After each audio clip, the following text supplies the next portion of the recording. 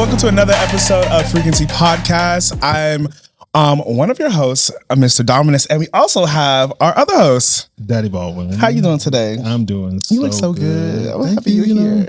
And we are talking about the road to IML. We have a very special guest. Please introduce yourself. Hi, I'm Honey Davenport. I'm International Mr. Leather 2026. Come on, title. Hey. How you doing today? I'm feeling good. Oh, not with that. That's a combination of Folsom and tequila. And Fire Island and tequila. You know, I've never been to Fire Island. I feel like I was at I was out of town this weekend, and one of the things that we talked about was like the gay meccas, and they're like Fire Island, Palm Springs, Provincetown, and Wilton Manor is like where you're. Other than that are not metropolitan areas, are like your main gay places in the U.S. that people love to go to. I've only been to two of them. Fire Island, Wilton Manors. Provincetown P-Town, and Palm Springs. And Palm Springs. Are your big gay non-metropolitan meccas. And I have worked on Fire Island for 6 seasons. I have my own show out there and DJ'd out there. And my little kinky parties that I threw out there. A former Miss Fire Island. I've dabbled in the P-Town and would love more of it. I live in Palm Springs as well as New York. And I'll be in Fort Lauderdale, Wilton Manors next weekend. So, But I've been there a few times. Well, when this comes out, this would have been a minute ago. But he's going there. But I'll be there several times, I'm sure. I wonder if there's a place because like all of these. Well, maybe not. Well, no. All these places feel like older daddy. Oh, absolutely. Too like I don't feel Lauderdale. like Fire Island a daddy Maybe place. You have to. Fire Island is a tax bracket place. Got it. Period.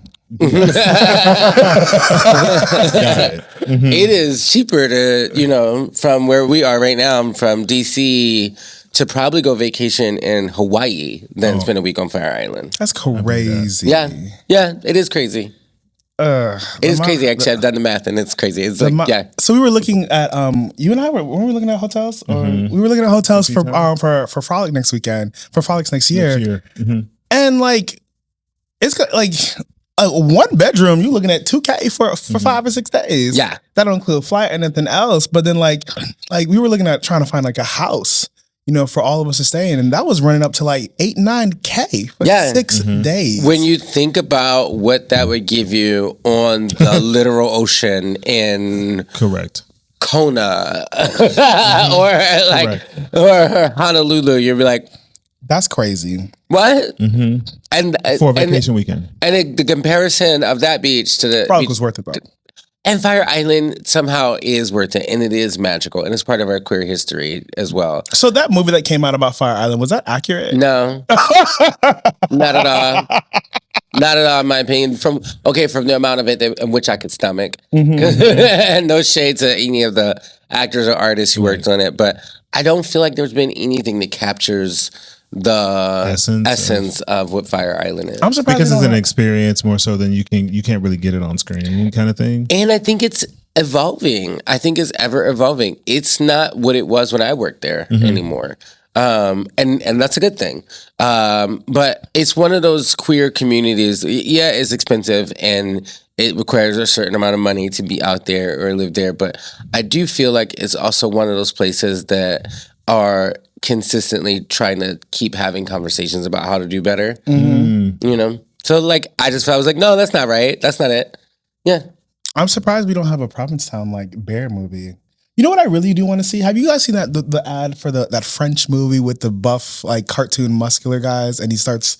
You haven't seen it? There's this French movie about buff gay muscular guys, and he gets this disease called heterosexual, and he starts to lose his. That's too much. And he starts losing being gay. That's actually should come out on Halloween. It's terrifying. But it's like the adventures of him, and it's a French movie, and it looks so fun. It's a cartoon though, and it comes out in theaters. I gotta send It's coming out in theaters? Yeah. Okay. Come over, the gays getting in the theaters. Right. I love that. I mean, I love, things that cause us fear to be on screen, right? I couldn't. No. I would not at this point in my life. I don't want to not be gay. No, dick absolutely is not. too wonderful. Pussy scares me. It doesn't. Pussy scares you? So much you don't even want it to be said. Okay, I want to unpack that. I want to unpack that so hard. So I went to an EDM festival the other day. Okay, I love EDM. I love EDM festivals, and it was Project Glow here in DC, and I remember like dancing because like, my meniscus is torn in both my knees from the military. Like I have horrible knees, but I remember sitting on the ground because like I was just so fucking tired. Oh, P.S. If you go to EDM festivals, I think this was the most uncomfortable EDM festival I've been to, but it was great. The vibes were great. It was just on asphalt. I'm used to EDM festivals being on grass. Yeah, because people might fall. So exactly, walking around was just hard. And when I wanted to sit down, I'm sitting on asphalt. But apart from the asphalt, it was amazing. Project Glow was amazing. But I was sitting on the ground, and I'm just there like minding my business, vibing out, and I'm on my little gummy, and this bitch bent over to fix herself, didn't have on no underwear, and I was just like, and then it happened again. I don't know why I kept looking. I was looking in that direction. She like pulled like her skirt down, but she bent over to like fix it, and her whole pussy lips were on live. I mean, okay, I get it, but we wouldn't have been offended if that was a butthole. No, because I like butthole. I don't like coochie. I get it. I respect coochie. We need coochie because coochie makes more gay men, but I don't want to see it. I don't want to be in it. I don't want to touch it. I never have touched it. I've never been through it. Okay, question. Would you be that offended if it was a butthole from somebody you didn't like, though? No. No, if it was a butthole, if it was her butthole, I'd have been fine. But the thing is, you don't have to like everything to see it. No, it just scared me. I know. I just always wonder. Okay, so I don't even know if it's out yet, but it'll probably be out by the time this comes out. I did a podcast recently where somebody was like, "Don't call my butt a pussy, but you can call me a pig." But it's not a pussy. But baby, you also are not a pig. Right. So like, you're clearly not a pig. So. How much of that is our subscription to the patriarchy? Absolutely, 1,000%, 100%. I agree. I'm still gonna say pussy though. So we've had this conversation. We sure did. He don't like pussy. He'll take whole all so day. Have you never been with a trans man? Never. Oh, that's what's crazy to me. It is. Cause the business. It's the business. One of my partners is transmasculine. But I thoroughly love front hole. When I tell you, when I first got into it, I said, "Oh, I could do this as long as it's got a man in front on it." Right. I was like, "This is it. Yeah, this is the business." Yeah, we can wake up and get in that. Ain't no baby, I gotta clean out. No, I'm so good. Okay, I'm good. No. Also, what you have to understand. Yeah. Also, if you are on testosterone, you smell like a man. 1,000%. You actually smell more like a piggy man than people who try to smell like a piggy man. I've never done it, and my daddy was like, "We got to get you to try it one day," and I'm just like, "That's not my thing." Now here's the deal. I will say this. It's I wouldn't say it's like a theme park ride, right? So like, but I will say my first encounter, I was concerned because I was like, oh, we were getting frisky and whatnot in the car, and I was like, oh, in my mind I was like, I don't know what I'm doing, and then I was like, I don't know if this is working. I need to stop this, right? And so it was just drop off, like, hey, kiss, make out, and then went into the house, and then we're like scheduled to meet up again. The next time I called my friend, ended up being my straight friend. I said, hey, so let me tell you, I need your help. I need you to wingman me through this, because what do I do? What do I do? Yeah. What do I do? And he told me, he said, oh yeah. He said, I just go in an S. He was like, okay, look, he gave me great advice. And then I used my own intuition, right? When I tell you it was fire, shit was fire. And like, that's, I love oral all day anyway. Yeah. So, oh my God. Oh yes. Oh baby, it's wonderful. It's so wonderful. My brother's over here just like, I will say my first trans male partner was before Drag Race, well over a decade ago, and I definitely felt those nerves. Yeah. And I think so many things are built into our queer culture that make us go, ew, vagina, and that's so normalized. But it is our subscription to misogyny. And so I was very interested in a trans masculine little guy, but I actually wanted him to top me. I was like, because I can choose the size of the dick. Maybe Absolutely. Monday I want this one. Tuesday, hello, it is never gonna go down. Sign me up. So then I was nervous the first time I went to perform oral sex on him, but like I said, testosterone makes you smell masculine. And It's not the smells for me. It's but smells turn me on. Oh, 100%. Like, and I'm very much in a factophilia. It's just I don't want it. But it just smells so fucking like fucking dude. I can't get it out. I can't get it out. So good. Like there was like, oh my god, I hope he doesn't get mad at me for this. But I was DJing in LA and my boyfriend lives in LA, and I got home and he was like, "Are you okay?" I was like, "I just want my face inside of you right now." Like I can't stop eating front hall. Well, look, I'm That's so glad you guys like and it. I asked because of the same thing. I was like, "Hey, like, are you okay with me calling pussy?" And he was like, I say front hole. He said, but also gay men call their hoes pussy. He said, so it doesn't matter to me. And I was like, okay, cool. You call your whole pussy? If it's getting slammed into like a pussy, if you push so many babies in it that I'm going to have to give non-working birth later. Like, I mean, I think part of my I don't know much about algebra, but 1 + 1 equals 2. I like watching guys like dick and balls flop when I fuck him. Like, and like I don't think I wouldn't get to see that with a trans man. It's just not my thing. Yeah. But I mean, there's now let me tell you this. I've seen some trans men that I think are gorgeous. They physically turn me on, but I've just never had pussy a day in my life, and it's a roadblock. And to be fair, like I've also slept with women, so I'm also pansexual. So it's not. It isn't unfamiliar for me. It just that is uncharted territory for me. And it's fine to not like everything, but I do think a question that we should ask ourselves, especially as queer brown people who've had parts of our bodies discriminated against and talked about negatively, like is it okay to ill somebody's body part? Oh no! So let me clarify. I was not expecting to see pussy that day. That's why it scared me. Seeing pussy is not scary. It was just I was sitting on the ground. It was just like whoa. It came out of fucking nowhere. I wasn't expecting to see pussy that day. Also, how many times do women go to our events and see dick?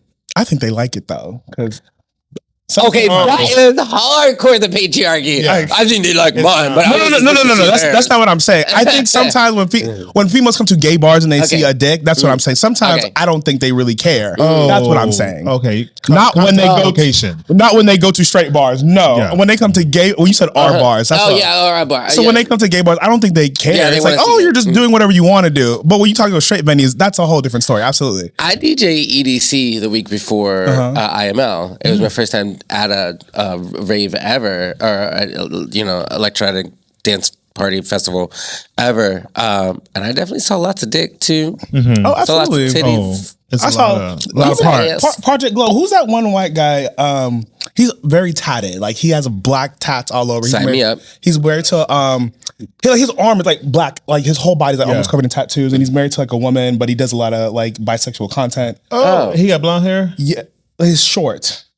Yes, and it's really short. The person I'm thinking about is in California. But anyway, you know what I'm talking about? I know who you're talking about. He always wears short shorts and like thongs and I think he's jacked. Yeah, he was right at Project Glow, and he was wearing this thong where you could see the first 2 inches of his dick. And if you can accept that, then we can accept you might see a coochie. Absolutely, 1,000%. That's just the word. That's totally fine. I just didn't expect to see it. That's the point. I didn't expect to see Gucci lie on the ground, and I was high as fuck, and it was just like, whoa, where the fuck did this come from? You know what? This feels like a good place to talk about our weekend. a hotel. So we're gonna go to our hotels. Basically, we share some of the fun things and sexual things that we've done lately. I'll let you start because yours I very much want to talk about. So this weekend I went to Folsom East. My first time in New York. Had a good time. It's funny because I've been to Folsom, Berlin, Folsom East. I haven't been to San Francisco, Folsom yet. Neither. I'm like working my way in that space because I feel like it's a little bit easier doing all the other ones, right? And it was fun. It was a good time. I also in New York. I had already met a guy that I was going to meet up with. Actually through Frolic, we were supposed to both be at Frolic and we ended up not being there. So I met him in New York and he is into footing.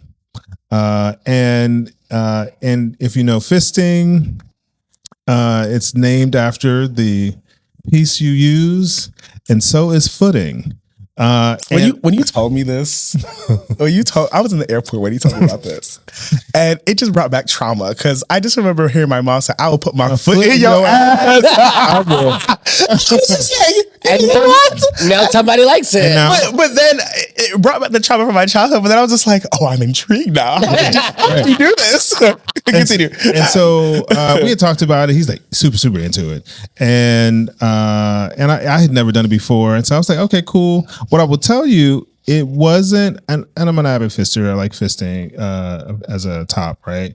And so I was like, that's not abnormal for me. But it was just a different version. What I found, it turned me on just as much as fisting. Now I will tell you, it takes some maneuvering. I need the details of this because are you in that bitch just like all I see is you doing this fucking what's her name in Harlem Nights? Delareese. It's right here, my pinky toe. Wouldn't shoot me in my pinky toe. That's all I see. Trying to maneuver my foot into it. So it was my first time, so it was a little like that, right? I was thinking Eastside Stump with him standing over like him. Y'all are gonna be. You got real aggressive with it. So he's like, "How do you want to do it?" And I was like, "You're the expert here. How do you want it?" Right? And so we tried it on the bed and getting the foot in. And I got to be honest, you a ballerina, bitch. So there was a point out here where balancing. You have to turn. Because my ankles ain't as turny as my. Like there was a moment where I was on my side and it was like in like. Are you on one foot? No, I was laying down. I was on a bed. Oh, okay. But I was laying down. Yeah. I'm thinking he's on the bed and you standing up like doing yoga. Who? I ain't got the hip flexors. If you laying down, I'm laying down. Also, what size shoes you wear? So 13. Oh my God. Jesus. So, and that was the other thing. I was concerned. I was like, look, so of course I cut my nails. I did the whole thing, make sure. And so, as soon as he saw my feet, he was like into it. And he was like, okay, like, granted, I brought the fisting lube because I was like, I don't know what you bring in, but I'm going to bring my own. And it went right in. Oh. Right in. So like down to the what is it called? The thing that the Achilles? The arch? Yeah, the arch. Okay. Down to the arch. And you don't see my feet, but I have wide feet. Right in. And I was surprised because he's small. The boy I was with.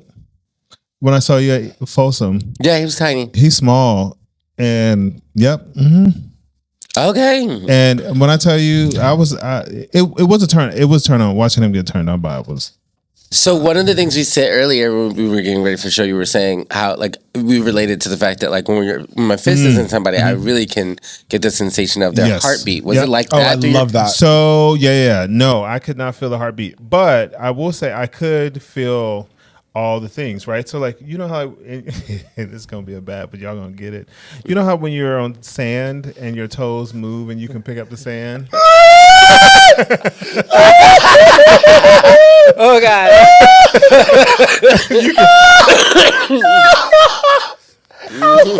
Everybody knows that feeling. If you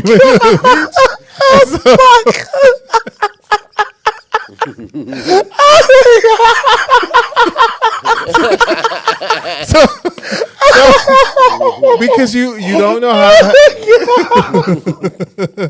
I'm tickled, you. That's grandpa. That's the with him for Jesus.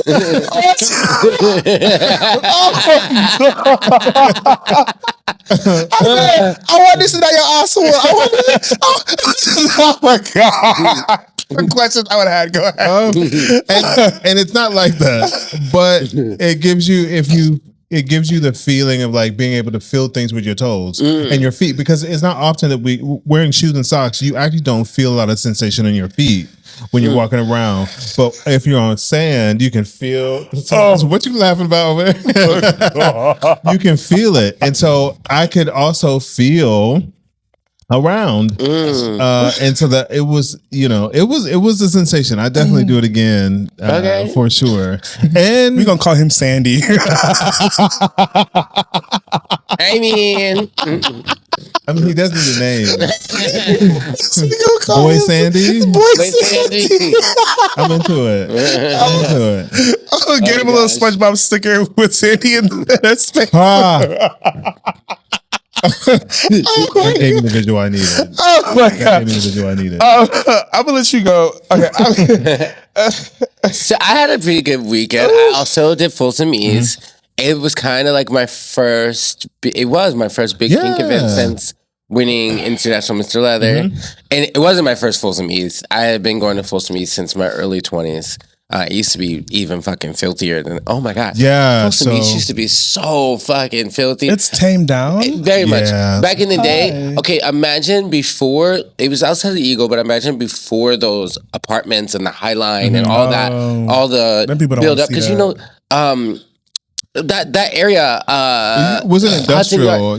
Hudson Yards wasn't developed. It's the last part of Manhattan to get developed. So when I was younger and Folsom East, like, they used to have like pie ass eating contests where they would like smash a pie in somebody's ass, and then like 3 contestants with 3 butts would like rush to eat the pie out of the ass. Whoever got the I'd have been real good at that. Baby, that's I would have been so good at that, right? Yes. I mean, and like little, I could still do that because you could have your ass out. You just couldn't have. I mean, but it was like whole. But they weren't they weren't fucking in the streets this year. No, you couldn't. It was a little fiction. I kind of don't want to talk about it because I don't want it to get canceled for the future. But no. Wing. But it used to be it used to be a little less censored. That neighborhood used to be a little less developed, and it used to be a little longer, a little bigger. But even this year was like, I feel like 2 to 3 times the size of what last year. I DJ'd at Folsom East last year, and it was this was much bigger. It was much more well attended. There was more booze. Yeah. Amen. Last year there was one little tiny bar who probably got like a New Year's Eve like paycheck because everybody was like, "What the fuck?" And they were like, "You can't leave this bar." And so like people were huddling into that one bar. So this year they had little cans and booze and stuff. And there was a lot of black people. Yeah, it was diverse. I saw the Onyx photo. It was very diverse. We love that. It's necessary. We were just mentioning all of those queer meccas. None of them I've heard that Folsom East is more Absolutely, diverse than Folsom in San Francisco. Oh, okay. So this will be Is this that year will be true? my 'Cause I've first year never that I go been. to Folsom San Francisco and Folsom Europe. I've never been to those, but I will be there. I was told to year. go. I was told The to business. I was told to go to Doriali versus Folsom. For And- old school Folsom. That's what yeah, I was told Doriali is better. I'll be DJing at that too. Look at that. I'm gonna come. Okay. Yeah. Are you? Yeah, Yeah, that's next month. Dory is next month. it is. It is. Yeah. Oh wow. Yeah. I just recently went to. Wait, you didn't tell us your thing. Oh yeah. So I did. I guess my thing is before Folsom, I met this daddy who texted you while he was fucking me, apparently. I gave him permission to text, shit's everywhere online, whatever. I want to see videos if you have them, if you're okay. Oh, yeah, whatever. I would love to. Yeah, absolutely. He has a phenomenal deck, by the way. He has a phenomenal deck. He really Don't Go does. Down is really good. And we met Wednesday of last week. I've seen his deck. I have not fucked him. I want that to be very clear. Oh, okay. No. His But daddy does watch. let me tell you, I took a dick for the both of us. Between last Wednesday And yesterday morning, when I left Fire Island, because we spent a lot of time together, he put 16 loads inside of me. You know, can I comment on this? So his very good friend, right? He messaged me, and I was like, I said I texted him, and I told him I was going to Furball, and he's like, and I said I'm interviewing Honey on Wednesday, and he's like, I can literally show you the text. He's like, I don't know how he's walking. He's like, he's been fucking him all week. I said, oh, she's a pro girl. I'm sure she's totally fine. Pussy unbreakable. And he definitely tried. He did his big one. And like, you know, he had his house set up with a fuck bench and a sling. He was like perfect. His dungeon looks really nice. It's a cute little dungeon for it to be very midtown. He also had a cute little setup in Fire Island. When we met in Fire Island, you know, he confessed that he had been looking for me because the bartender who knew I was going to be going that week told him, just let me get into it. You see, I don't know how he's walking. Right? So the bartender had told him in advance that I was going to be coming, and he's like, "Oh, the go-go I have for you is a dirty little pig." Like, I honestly, I make sure that I go this party once a year on Fire Island. It's called Whip It Out Wednesdays. Okay. They do it every Wednesday. Anything kind of fucking goes. It's a really cool thing. You pull out your dick, you get $2 off any drink. And if you pull out your dick, both our heads right? If you pull out your dick at the top of the hour and you have a hard on, you can have a free shot of whatever. You got to get it hard, which means that right before the top of the hour, everybody is like, let's get each other hard. Right. So it was cool. That sounds amazing. Right. It's great. It's fucking amazing. It's a Fire Island legendary party. I've done it for years. Since the same year I was Miss Fire Island, I was also Fire Island Go-Go Boy of the Year. So hold on. Everyone's at the bar just like, my dick's hard. I want vodka. Yeah.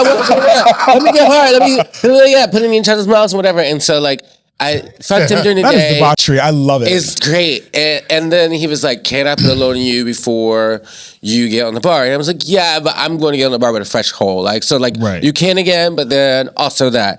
And so then he was like, well, then can I fuck you while you're on the bar? And I was like, I have never gone that far. And I Is this the same person we're talking about? Mm-hmm. Oh, so he fucked me over the edge of the fucking bar on Fire Island on Wednesday. And then I was like, okay, daddy. What are we doing next? Like, I'm in a subspace now. And so, yeah, that fucking continued throughout the week. Like, it was like, Friday night, my show, and then the Eagle, and then back to his house for more loads. And then, like, you know, it was just like, just kept going. So did you meet him before, or did you meet him Nope. From Wednesday. Shut up. Wednesday, he put 3 loads in me. Thursday, 1. Friday, not like 3. By the end of the week, by yesterday morning, we had calculated, and it was 16 total. Loads. 15 in my ass and 1 in my mouth. Oh, wow. And I was really working. I was really like, all right, babe. I want 1 in here, but like, goddamn, come on. You know, my friend, in San Diego, he told me about one of his exes that we got to get into our next thing. He told me about one of his exes that he used to just he could nut and fuck and stop and not like go down. And he told me he nutted like at least 6 or 7 loads in him, and he said remembering going to the toilet and just came out like. It was a steady fucking stream. Yeah, like literally, that sounds like if I'm gonna basically have an abortion over here, then this is a pussy. Well, you know, the seed's on not good. It's not growing there. There's no. It's looking around. It's infertile. At one point, I said, "Daddy," I was like, "I feel your boneless children moving around inside." I've also heard population pace. I love that too. Population pace. Population pace. I'm weak. So there's a lot of people who like to count loads. Yeah. Like, it's also super hot like video like on the adult streaming services that count loads. So we're gonna skip mine because I haven't really. I went to Frolic this week. I was caged. Daddy did not let me do anything. And I just kind of had a really good time. Okay. I had a really fun time. So I have nothing to share. I mean, I haven't been having much sex lately. So, yeah. We got footing in 16 awesome. loads. Yeah, I think we got this covered. I'm going As to. holes have told. You saw the questions you wanted to ask, so we're gonna ask you a couple questions, and then we're gonna get into our episode. This is our little icebreaker, just kind of getting to know your personality. And this is specifically because you do content. So has porn warped our expectations of performance and bodies? I don't think so. I think that now, especially nowadays, with porn being so accessible to everybody. I agree. Nowadays, yes. Nowadays. Because 2000s, 90s. 2000, no. Oh, no. No, when it was in control of the powers that be, absolutely. And I think that is also kind of one of the ways that we desexualize BIPOC people because we weren't included in that as well. But nowadays, with it being so accessible, that anybody would... Daddy's loads are still coming up. With being so accessible to everybody, I actually see more porn or more different kinds of bodies with more different sexual expressions. And I think that's really fucking wonderful, you know? Yeah. I really love seeing, like, I love OnlyFans so much because it lets me see my favorite content creators and lets me see, like, how they have sex. It's not like, I do not like performative sex. I like performative role playing sometimes if we're in a scene, but like I don't like a lot of old school porn was just like, you know, yeah, take it. It's like, and most people aren't like that. So I really love how OnlyFans just allowed us to see each individual and how they explore their sexuality. I really love it. I do. I will say this though, if it's well made, if it's well shot, 100%, it is performative. It is. You think so? It is different. It is different. Is it I don't know. Have you made content? Yes. No. Let's be clear. I have filmed content for people. Okay, for people. Yes, I have not made it. The experience of making it is that, especially if there's a person filming it too. If you're thinking about my angles and this is a performance now. So I've only filmed 2 people like professionally, and they were so madly in love. They didn't give a fuck that I was there. Yeah. And like, so filming them, I think that's why my perspective is a little different. It was like watching, there were so many times I was just like, and I have to remember that I was filming. But they were just madly in love. But I mean, you've done it more than I have, so I'm sure some people are looking for the shots. It's performative. I'm looking for the shots that I look hot in. You know, like it's an acting gig for me. After I film a porn, I typically want to fuck. Like I'm like, great. It's like I explain it as, what's your favorite meal? What's your favorite thing to eat? For meal prepping, it'd probably be like rice and turkey with tahini. It's okay, so what if somebody said, for today we're gonna film you pretending to eat tahini? Afterwards, you're gonna be like, bitch, feed me. I have never been more horny than I am after. So are the shots you're talking about, are they more like, because I guess a lot of the porn that I watch, like for OnlyFans, they set up cameras and they just fuck. So there usually isn't a cameraman. Do you think like when there's someone directing it, that's when it becomes more performative?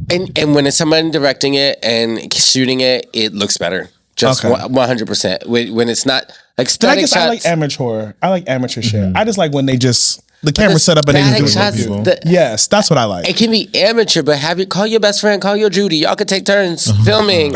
Like the static shots for me, don't do it. It's not it. It's just like whatever. It feels like something you would send me on Grindr to get me to come over. Right? But even in that, I know if I know we pressed start on a button and we're filming, that like I'm not worried about the face that I'm making when I'm randomly getting fucked by somebody.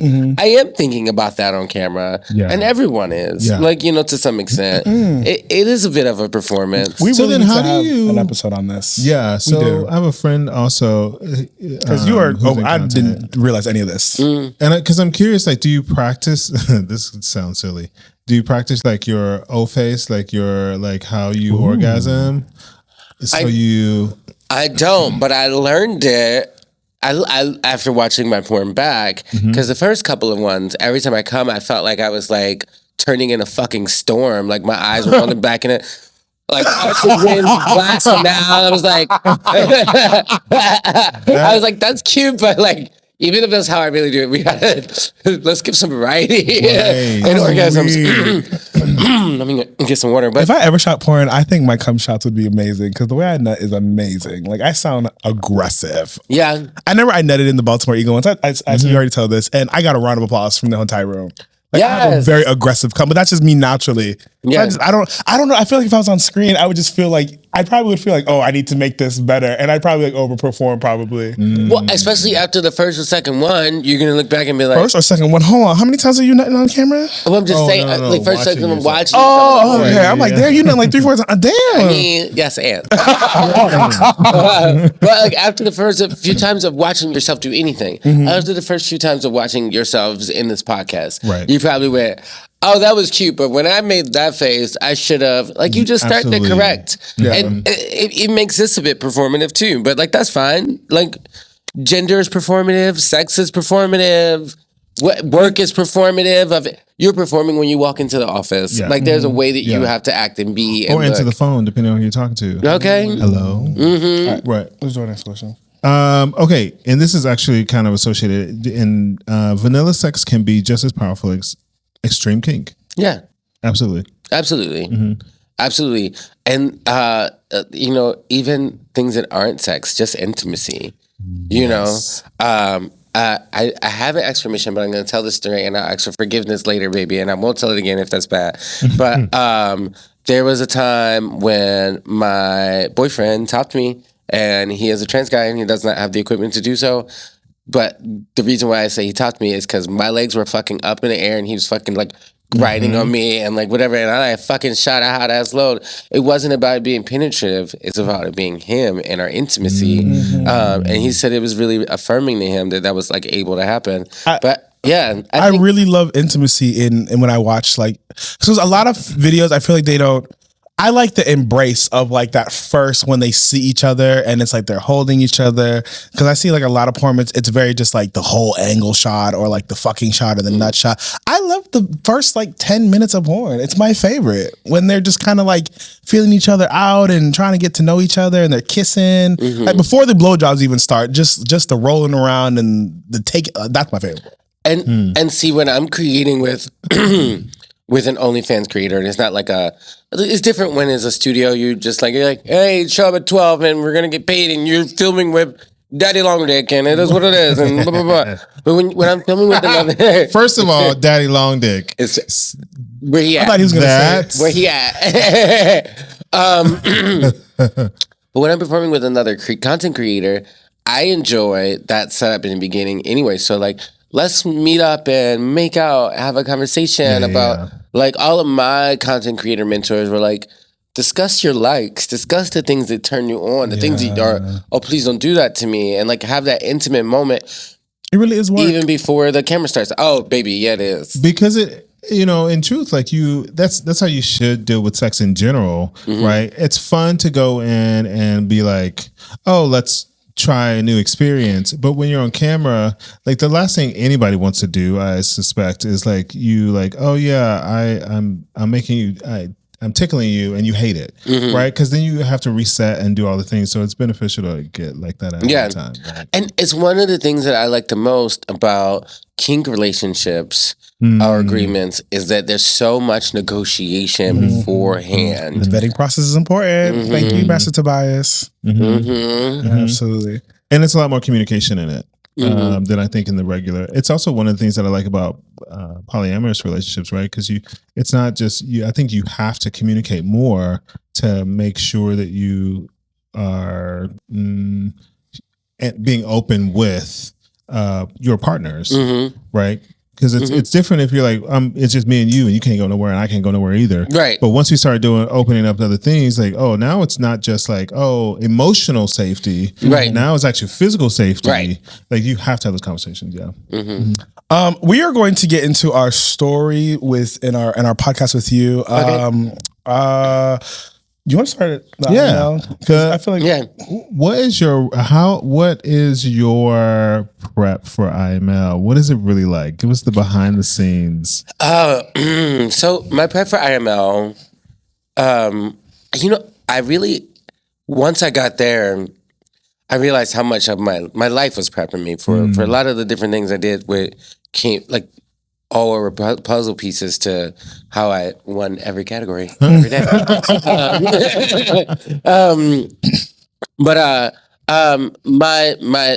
prep for IML. So I was first Mr. Dick's, which is my home bar, and it's a feeder to Mr. Palm Springs Leather. Okay. And I wanted to be Mr. Dick's because I wanted to. My bar has a sign on it, and it says Dick's, owned and operated by the gay community for the gay community as a community bar. And I was like, but what are we doing here other than getting the community drunk? So like, all right, if I'm going to be Mr. Dick's, I'm going to be basically I'll be the liaison between the community and the bar space with this title, and I'll create the community events, and I'll do reach out, and so I started with my first 4 months of prep really being that. And then I won Mr. Palm Springs Leather. And I was like, all right, great. I've already been doing this in my community. Now, how can I have my community do this in my region? So I started to do things with Arizona Men of Leather and different leather organizations in LA and San Diego, and trying to really create leather unity in my region, and learn from different aspect of leather people, and because in Palm Springs it is very older and white, and I have always learned easier from BIPOC women. So I was on the search for like, where the Black femdoms, so I definitely got a lot of mentorship from Master Plain Jane, and I really learned a lot from Arizona Men of Leather about how they carry women into their spaces. And then from Palm Springs is an older community, but so many of our leather forefathers live there. Like, so I was ingesting stories from people who lived the origins of our culture. And so I was sponging it. That was really my thing, was learn as much as I can from the people who created this, because already there were people telling me that I shouldn't be a part of it. Like, that was the thing already. When and then there was Palm Springs, just IML? In general, like just really? In like onset of not just Palm Springs but everywhere.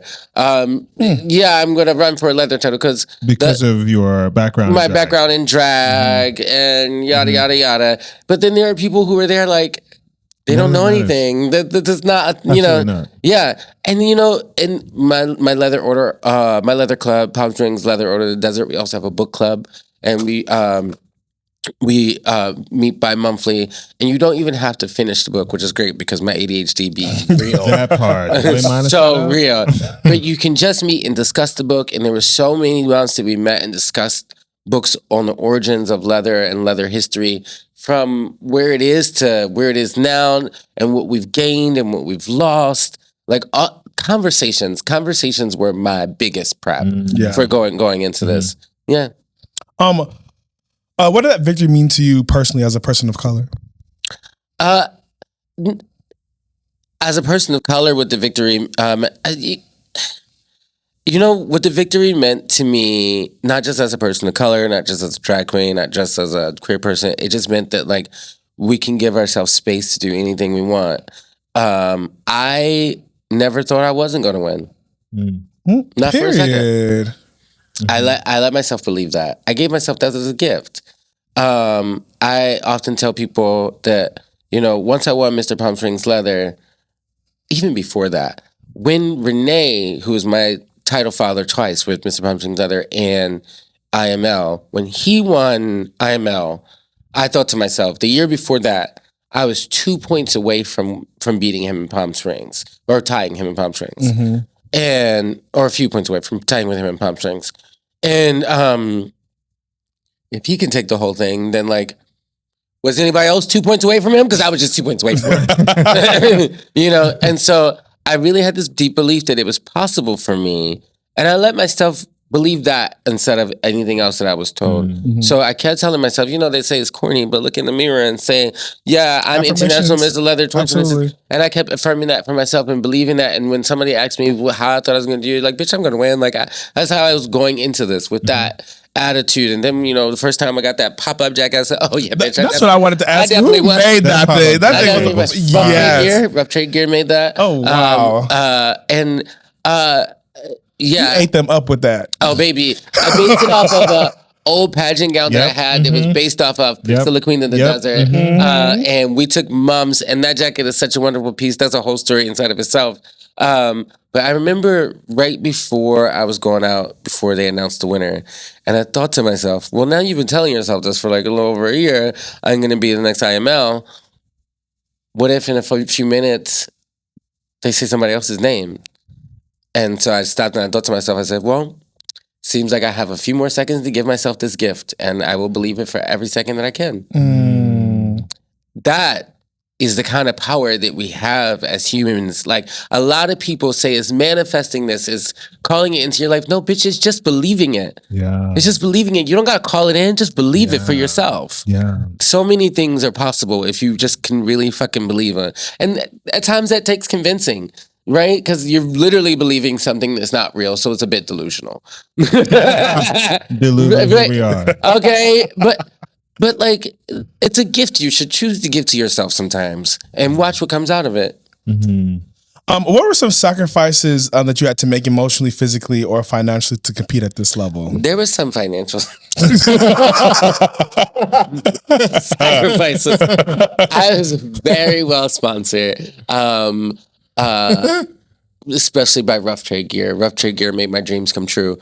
I did win a sponsorship by winning Mr. Palm Springs Leather, and they told me, don't worry about what it says on the price tag of that sponsorship. You come and you sit and you talk to us and you tell us what your dreams are. And I sat and talked to, Adrian, the owner of Rough Trade, and Greg, and they made that shit happen. They were designing that. Adrian was designing that jacket for months. He was doing prototypes and mock-ups of it. We went back and forth with ways to put different metal in it for it to pop up. He was in Home Depot. And finally he walked into the Rough Trade Gear store one day. He's like, give me the wire cutters.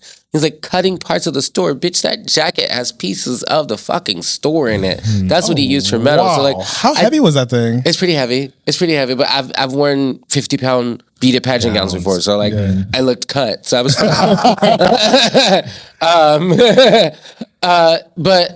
there was a lot of sacrifices made.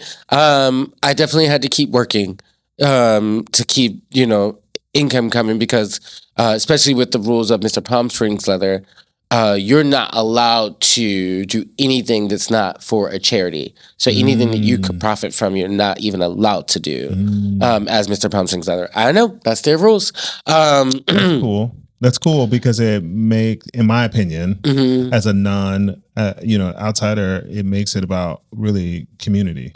Yeah, I do think that if it's about community as well, your Chris, leaders need. When you say you can't do anything, I mean, like if you are wearing your Palm Springs, that's okay. Anything you do under that title, it has to be. I thought he meant like in general. I was like, what? Oh, okay. No, under that title. So that makes sense. But I produce events and I DJ, so like all of the things people are saying Mr. Palm Springs. Is they gonna say Mr. Palm Springs? I can't benefit from it. I need to change that title.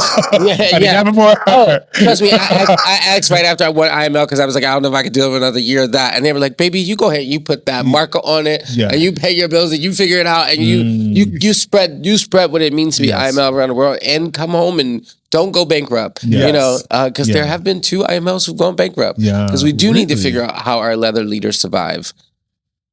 Oh, wow. Leather is not cheap. And that's one of the things. It's like people talk about running for titles. Can you touch on like fiscally, like how much these things average they cost? Because people who are interested in running for titles, like what should they budget for? Because we're not talking about your gown, but like a basic bar look, a basic formal look. Like, what are people looking at? It depends on if you're going like a custom route, a vintage route, buy something new. I would say, and this is something that I would tell a drag queen who's getting ready for a drag pageant, and this is one of the places that they intersect, and there are differences between a leather competition or a drag pageant, but I would share this advice with both. Compete when you have it. Don't compete when you're trying to get it. Now, I got a new jacket made. Yeah. That's all. I borrowed a couple other things. My leathers have been my investment over years. Yeah. They have been, and some of them in an old school traditional way where they're passed down. Yeah. That to me is way more important. Yes. I also live in a city with lots of leather. So we have a really cool secondhand leather store called Off Ramp, where they refurbish leathers, and they can take things in, and they get things from all over the world. People send and put on their shelves to sell, so I can get cool stuff. So I competed with shit that I had over the years. Don't go for broke and try to create some version of yourself for the stage that you can't even afford. Like, that's not going to be authentically you either. Absolutely. Right? Compete in the shit that you wear. Like, at the end of the day, this category is bar look. What do you wear to a bar? And if what you wear to a bar wouldn't look good on the IML stage, consider that if you want to be on the IML stage, then when you go out to the bar, you should look like it should be on the IML stage. And work until you have that, till that's in your closet. Yeah. And same thing for girls competing for a drag pageant. I'm like, you ain't got to go for broke. You might want to put a few more stones in your gown, but baby, if you got a gown in that closet and you got a talent that you've been working, that you're going to add a couple more dancers to, this won't break you. Yeah. And in fact, you'll show up as you in a different way. And for context, like, so like, I just bought a pair of leather chops from the the Leatherman store in New York. That's what it's called. Yes. Yeah, like those. And I very much agree with you on the sense of, like, if the leather can be passed down, that is great. But in order to get that, it's important to be part of the community, meeting the people in the community, investing your time, meeting those mentors. But if you do choose to buy these things brand new, like my leather chops were $5.95. And that was a steal. And that's what they told me. Part. I was with our mutual friend. He went with me there. The one that gave you 16 loads. Yeah. He went with me to buy my chaps. And he was looking at, I tried them on. They looked really good on me. And he's like $5.95 is a steal, dude. He's like, they're usually up into $700-$800. They're super expensive. And then I remember I bought my very first pair of like leather pants from MAL. Those were $300. Which, why the fuck my chaps cost more than my goddamn leather? It was literally less material. That blew me. But they're probably I bet a it different requires designer. more. It depends on the Yeah. It depends on the hide as well. Like if it's cowhide, if it's lamb, you know. There's so many other factors. Yes. Your average leather shirt can cost you anywhere from $300 to $500 depending on and that's off the rack. We're not talking custom. That is off the rack. So he is very correct. Like, this costs money. Like, and don't even get me started about boots. The boots are where you really gonna do your big one, baby. The boots are really good. And the boots that I won in, both Mr. Palm Springs leather and International Mr. Leather, they were worn by an older leather man in my community who won International Leather Star in 2003. They were passed down. Absolutely. Yeah. And what size shoe do you have? I'm a 10. Okay, so you can't pass them my way. No, that's the other thing. So when I went to not these figures. Like that's one of the things. So I went to Folsom in Berlin, and there's a store that they have. It's like not a hand-me-down store, but it's like a second-hand leather store. And I was excited to get there because, you know, you can find all these really cool things that people just don't make. But the challenge with big feet is big feet. Yeah. Right. Or my broadness. Right. Yeah. And that's not a negative thing. It was really cool to see it and be in there so I like the store that you were talking about where people are sitting in stuff in. Yeah. And, you know, I have that challenge with my like ass to waist ratio. Same. I got one of these and one of these. Like, they don't make pants like that. In fact, when Rough Trade, when they measured me for my first pair of formals, custom formals, Adrian took my measurements.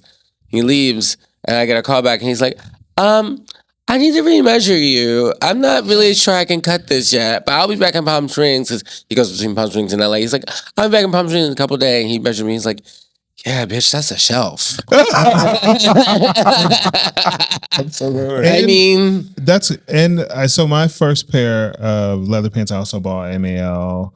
And For those of you who don't know, MAL is Mid-Atlantic Leather Weekend that happens in January here in DC. Martin Luther King Day weekend. every year. It's fire. Never miss it if you can go. Do that part. Yeah. And stay at the host hotel. Yes. Don't stay across street at the Yo-Yo. No, you can stay across the street too. If you can, stay at the host hotel. But yes. Absolutely. But the pants, and this is where I think I've done 3 missteps.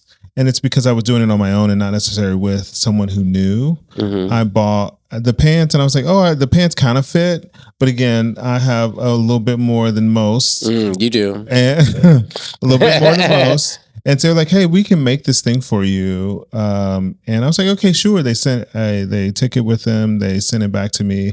And when I put it back on, I was like, the waist is still wrong. It's like, it's just not right. And so I had to send it back and they said, they were like, hey, so we can keep working on it or we can just give you a refund and you can buy other things in the store. And I was like, I'll take that. Because I think it's not about, it's trying to find the right fit. And I think I bought the first thing that I liked. And I didn't have the information to go and not to be weird, but I went around to the corner at the place at the St. MAL and there was this other one that I really like, and the leather was softer. Like it felt like it was built a little bit more for curvy people. What's the brand again? I'm not gonna say that. Well, it starts with R, and I can't remember the name of it right now immediately. But and then I talked to a friend of mine who did a mentor, and he was like, "Yeah, no, we always get our stuff made by him because he makes they make it for curve." And I was like, that's it right there. Yeah. I have that problem with shirts. Like I can find some leather pants that are a little big. Like they usually get more room in my waist. But like my shoulder to waist ratio, I usually end up wearing. Like, the last time I went to the Leatherman store, I was in a 5X shirt. Like I'm not a 5X person, but because of my shoulders and my biceps, that's what it. And then like what's around my, then I have to get it like taken in. Like I have the whole worst time. But honestly. And this is a question. Like I know it's Mr. International Man of Leather. Was anybody wearing latex or rubber on stage? Not that I know of. IML is very leather focused. Yeah, because I've been getting into wearing a lot of leather lately, and I'm just like, oh my god, this is so much better for me. Fit wise, latex, like latex or leather. Latex and rubber. Latex and rubber. It's just very form fitting, and of course it's going to give. But a tip of mine, a friend of mine, he told me, he's like, especially if you're into wearing a lot of leather, is wearing it around the house. Yeah, like I would literally put my chaps on sometimes in the morning and just fucking wear them. Also, for me, it goes from a look or a costume into gear when you fucking it. That's the difference from, and so like everything that I wore on stage at IML, with the exception of that jacket, every other thing that I wore, I fucked in. You know? Yeah. That's what our original friend told me. So he's just like, wait till you fucking these chaps. When you fucking change your life. It changes it. And it has history now. It has meaning. You know how it moves. You know how it feels. Like this is an animal. This was alive. You have connected to it now. Fucking it. That's so funny because I have one leather jock that I have that in, and it does feel different after. Oh, and the I have something else to that. And I was like, okay, yeah. It does feel different after you've done that. Yeah. Yeah, the leather jock that I wore night one was literally my favorite jock strap to get fucked in. It's like if somebody's like, they're coming over, I'm like, I kind of want to pull out some gear. That's like my go-to. Have you met anybody who will not play unless they're in gear? I've met a couple of people. I've met some people who won't play unless they're in gear. Like they will not jack off unless they put on some type of leather on. Yeah. So my mentor, one of my leather father, I call him Dad, Will Weaver. He plays in gear, but he wears gear like most of his life. But and that was kind of my first exploration of leather was through him. Yeah. I was taught in the proper way. Okay. I earned my first harness, And And when was that? I'm curious how you got into your, or when you started the leather journey and how you got to that. so I think about this often because it's quantifiable to say that I got into the community at a different time than I got into the fetish of it. So I've had a leather fetish. I like fucking in leather and fucking at leather spaces for Absolutely. and a lot of people in the leather community don't even have that. Like that they are into leather as a community. That for me came later. So I mean, I was in my early 20s, little go-go leather dancer at the Cock. And, the same time I was Miss Fire Island, I was Fire Island Go-Go Boy of the Year, dancing at that same Whip It Out Wednesday party. Yeah. So I was involved in kink spaces and kink play.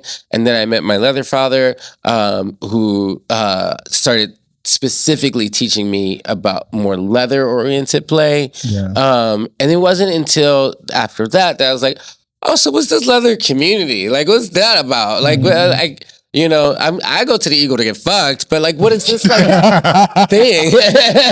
Right? And what do y'all do after? What do y'all do? Right? Yeah. Who's setting all this up? Right.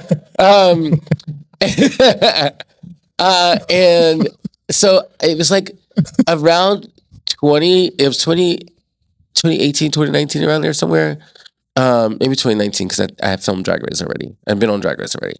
And we were on our way out to Fire Island, and he had on his mirror cap. And I was like, Daddy, let me put that on. I think that will look good on me. And I put it on, and he was like, look at my little leather man. So then I was like, okay, I want to do this. Like, tell me what the steps are, what I ought to do, whatever. And so he immediately He immediately was like, you should join Men of Onyx. They are doing the work. And I was like, okay, I'm becoming bi-coastal. So I just got my place in LA. And as soon as I get settled, we're going to figure out how I can do that and I can take that step. And then the pandemic happened. Because it was 2019. And so then the pandemic. So he told you to join Onyx first? He told me to join Onyx first. It was the first thing he told me to do. Okay. And then the pandemic happened and we were all locked in our houses. And so there wasn't a joining of anything. Yeah. And after the pandemic, after lockdown ended, I realized while I loved LA during lockdown, I don't really love living in LA. And I very shortly after lockdown ended, moved to Palm Springs. And while Onyx has an Onyx Southwest chapter, Palm Springs has its own leather club. Called Palm Springs Leather Order of the Desert. And in order for me to join Onyx, I would have to travel 2 hours to meetings in LA or San Diego. Yeah. And there's one that was right here at my doorstep. And I started going to monthly meetings and I realized this is a fucking room of people meeting for free to try to push the envelope a little bit and make life a little easier for people. In terms of education, in terms of philanthropy. Yes. Like literally there is no... You became a member for free? There are no dues? Oh, there's dues. But, okay, but the work that we all do. We do a lot of work. The membership doesn't really go to anything. You don't get any real special treatment because of it. You don't get discounted tickets to the events. You don't get anything. Nothing's fucking special. This is your dues to do free work. Yes. Yeah. And I was just like, what it's about. Right. And to be in service to your community.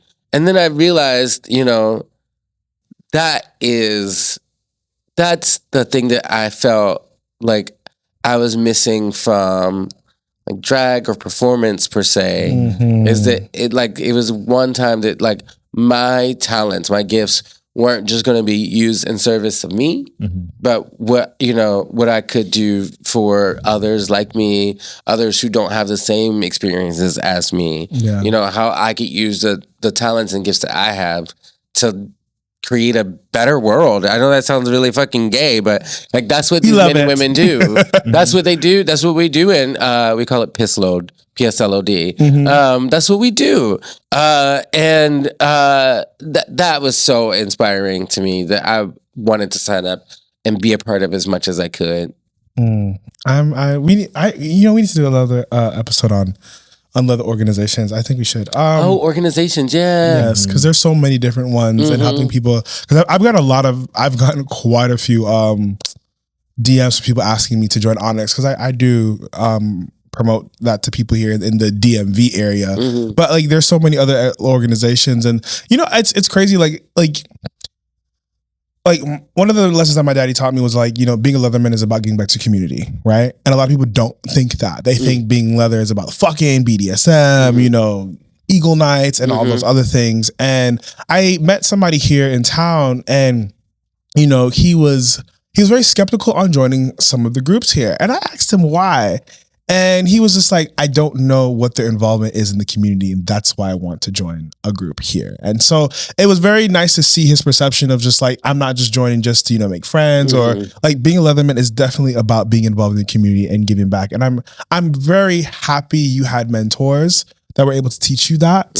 And for the people who watch this, that is important. And one of the lessons if you take away anything from this lesson today, like being a Leatherman is about your community. It very much is. And that's why we created Frequency. We have this monthly event where we told people it's free. You come, and we have demos, and we have people from the community who are Leathermen, and you can just come ask the questions that you can't find online. Just come. And everyone walks in, they get these little wristbands. So the wristband tells you your kink level. Not what you're into, just basically says like, I'm new, I'm intermediate, or I'm advanced. So if you see somebody with that red wristband, they've been in this community for a while, and you can go talk to them and say whatever you want to ask them. But I appreciate you for putting in the work and being a part of the community. It's very what's the word? Commendable. Very much so. We do need to keep moving. Did you want to ask some questions about Drag Race? No, I think. You've answered a lot of, like, it's funny how in answering your questions, you have answered the questions we really needed to answer. I've done this before. I did have one more question. What did Drag Race teach you about the skills that helped you to compete in leather titles? Did any of that correlate together? I think the biggest thing that Drag Race gave me that helped me compete in leather titles, when I competed for Drag Race, I don't know that I was an authentic version of myself. I was trying to be, a performative version of myself. And it wasn't really fun for me. Like, people often ask, like, did you have fun when you recorded Drag Race? I'm like, bitch, who comes home from a reality TV show and says I had fun? Like, nobody. Not just on Drag Race, but any reality TV show. Oh, wow. Y'all saw the top model shit? It happens on every single show. They look like they had fun on Too Hot to Handle, though, because they be fucking. They look like they look like they have fun. Maybe I need to go on that one. or Love Island. Like, I know it's drama, but the way they get you to drama on reality TV shows is put you in positions that are so uncomfortable that they get your reaction. Like, that's part of the joy of watching it. And we all subscribe to it. Makes good TV. Yes, it makes good TV. So let's watch these people get tortured. We can discuss that as a world if we want to, but that is what we're watching. So no, I didn't have a lot of fun there. I didn't have a lot of fun with my life after, but after that experience, said that any other kind of competition I ever went into, that was the biggest thing I regret, was not looking for the space where it would be fun for me. And so that really prepared me, because I went into this with 2 rules: have fun, and don't come back here with an eviction notice on your door. Like, that's it. You can do whatever else. Go have fun and don't come here with an eviction notice on your door. So like don't, go for this when you have it in the closet, and it's not going to be thousands of dollars. For me, I needed to do that because I did that for Drag Race already. I heard I remember one dude, he told me he spent like over $20,000 on his IML journey. Yeah. I was like, what? Yeah, that's a real thing. I mean, and one is leather is expensive. If you put together hotels, flights, looks, food. I had wore leathers, not just from me, from years that I've owned, but also from members of my community that gifted me over the years, whatever. And like, every single moment of IML for me was a fashion show, because I was going to show that part of who I am, and that aspect I bring to leather. That is one thing that I uniquely add to our community. So it was Oh, we're going to get 7-Eleven coffee? Yeah, I have a coffee leather look. I have a let's go stand in the lobby leather look. I was ready for all of it. If you put that total together, it would be some ridiculous amount. But I was ready. Did you pay extra for your luggage to get? Oh my God, it was $300. See, these are the questions that people don't realize. Flying with gear, like to go to Frolic, I brought my own gear, and my bag was 20 pounds over. And so please believe I took out my toiletry bag. I'm an avid gym rat, so like I had my gym belt in there. So I wore my gym belt through the airport. And I took the things out because it was not going to get me for another $100. But I'm thinking like, and that was just a regular fun weekend. I'm like, a leather weekend where you packing all this heavy shit. Oh, I know them baggage fees add up. Yeah, it was $300 in baggage fees. And I'm concerned because I'm going to Spain and London and taking that leather with me. Oh, you gonna pay? I'm like, oh man. Okay, You know what's fucked up to me? Well, though? right now, What's fucked up to me is you can have 100-pound carry-on bag, but the moment it gets checked, it has to be $50. It has to be $50. That don't make no sense to me. Yeah. None. But let's not let them know because they start checking their. That's one thing I'm willing to mute on the computer. But one of the things I did, I really do think you challenged the leather formal looks. I think you did. I think there is a certain level of which it's changing, but there's an overcast, very masculine look to leather, right? Which you challenged, and I think you are your own individual because I love wearing suits, and honestly, like if I ever competed, I was just like when I do compete, I would always wonder like how I could embrace that because I love a theatrical look. That's why when you lifted them things up, I was like yes. I also like because I'm thinking for my formal leather look whenever because I want to run for MAL. I'm like I don't want to just do a shirt and pants, right? And I don't like. And I even found spaces within the competition to show more of myself, and spaces where I would want to follow every rule. So I mean, yes, I did wear that pop-up jacket, but that was an unjudged category. Yes. I took a old vest that a friend had gifted me and sent it to another friend who does gold leaf painting, but lavender is a hanky code for drag. So they metallic gold leaf painted it in lavender and black for my interview. I found places to put my drag performance aesthetic throughout it. But and my formals were black and lavender, but they were formals made by Rough Trade in the design of biker formals.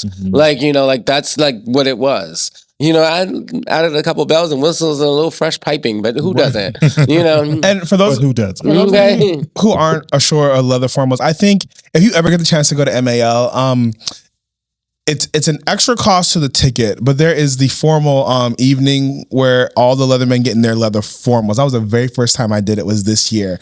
And that was it was really nice to see because I'm very used to seeing jock straps, chaps, harnesses in the bar, and then seeing people in community. That was the very first time I'd seen my entire community in formals. And that was very it was very changing moment for me. But just to see how everyone wears their formals and the Onyx men, they wear their formals very nicely. It's different. It's different seeing black people in formals. Well, that's because it's just not based off Nazis. It is so different. What's his name? I'm so sorry. Y'all gonna cancel me. Founder of Onyx. Mufasa, yes. Mufasa's formals. He had this white thing. Oh my God, he looked good. And I'm just looking at everybody else. I'm like the Onyx man and the men of color at the formals definitely stood out. It was very different. Absolutely. And I think it is needed that we bring ourselves to it because so much of that culture is literally based off cops and Nazis who haven't always been kind to people like us. Yeah. And even there was somebody who recently at the Eagle said that that jacket was the most SS Nazi kind of thing. I was like, oh, that was the Matrix and Priscilla, Queen of the Desert. So I don't know why you got that, but it was giving Neo dodging bullets. Okay. Absolutely. Okay, thank you. But also it kind of did. Once he said it, I was like, oh yeah, I guess so. everybody takes what they have from art. Right. I think the only thing that would have been that cooler, like if like the Rockway was like water and it was just splashing up. Oh my God. Like just the way that thing fanned out. I was like, oh, T. You look so good. Thank you so much. You look so good. Do you have anything else? I don't think so. So usually we like to end our episode with a good hoe tip. And when we say hoe tip, a lot of people, and there's nothing wrong, like, communication is key, but like, I feel like you have a good hoe tip on how to do a particular thing to get the people educated. And we want to know, like, what's your hoe tip? It can be for any position or facet of kink, whatever. Right. What's a good sex hoe tip that you have for the people? And look in your angle and tell the girls. Yes. Okay. I'd say a good hoe tip is when meeting somebody from online who you've never met before, they are not allowed to have the credentials to get into your space. They should not know your apartment number. They should not know, like, they shouldn't know if you have a door code or whatever. If you're setting up an anonymous scene, it's always fine to have a friend or a monitor be the intersection of that. I specifically don't give out my door code. I meet people at the gate. Like if it's meeting them at the gate, if it's meeting at the coffee shop across the street, this makes you exponentially safer. You are fucking somebody you do not know. You would not walk past somebody you do not know on the street and give them the code to your entrance to your, very to trusting. your house. We are. Yeah, and Noah's dick and you want it, but meet them outside first. I think that's the best hoe tip we've got in a while. That was actually really good. Thank you. It Thank really you. was. Absolutely. Tell people where they can find you on socials, wherever you want them to find you, or anything you want to promote for yourself. Absolutely. That comes out probably after July. That's when this will get promoted. Absolutely. After July, perfect. So Honey Davenport Official on all of my socials. Honey_Davenport on OnlyFans and Jester Fans, where you can see under my clothes. And Honey Davenport Official on YouTube. This is coming out after July. So my new show, Made Like You, which is about my journey from drag into leather. And it's really a story about believing in what you want to become and like the steps to do that. Because I think there's some steps between like, oh, I want to be this. Oh, I believe it. Right. So I break down the steps in this show.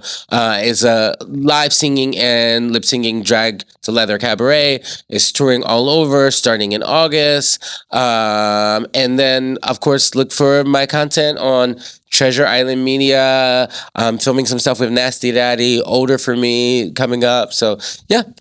I'm gonna need you to send me a link list. Okay, so we can put that in the bio so everybody can find you. We appreciate you for being here so much. I'm your host, Mr. Dominus, Daddy Baldwin, and we will see you guys next week on Frequency. Bye, guys. Bye. Thank